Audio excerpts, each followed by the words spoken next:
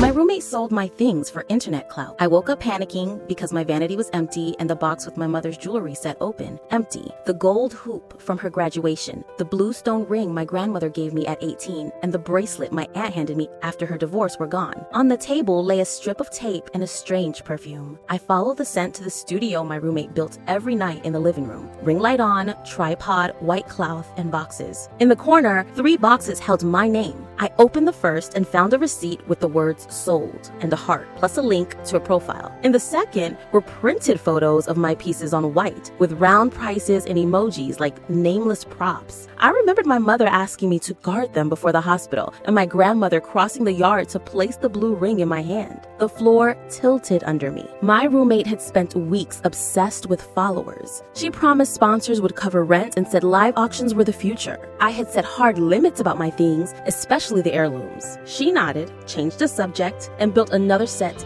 every night. My little brother, living with our dad, texted me that dad wanted to sell his instruments to pay old debts. I told him to wait. That morning, I decided to hold on too. I searched for last night's stream. The light made my jewelry shine like trophies while the heart counter kept climbing. She sold them as finds from a minimalist apartment. She called the bracelet Independence, the blue ring made-up memory, and the gold hoop good look. A buyer reserved everything in seconds and asked for rush. I photographed receipts, the set, and the script with notes. Urgency, scarcity, last lot. I sent everything to my aunt. She sent invoices and gave me her lawyer's okay. I froze my card. I traced the buyer to a pickup point open that afternoon. I went with a backpack and papers. The clerk checked my ID and opened the parcel. Inside were my bracelet and the hoop. The blue ring had already moved by express courier. I signed a stamped report and kept what I had recovered. At the precinct, I gave dates, showed photos and receipts, and gave her name. I left with the case number that felt heavier than the page. When I got back, she practiced a smile before the ring light. I set the report on the table, pointed to the boxes, and explained the claim and the tracking.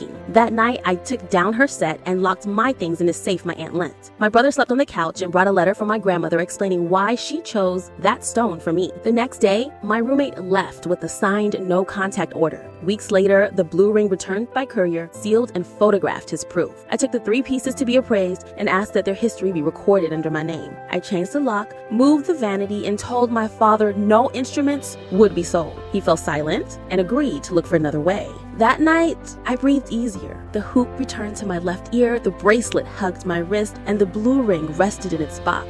The apartment got its edge back, and so did I. In the case file, I kept copies, in case someone tried to turn my story into merchandise again. I saved the IDs, too.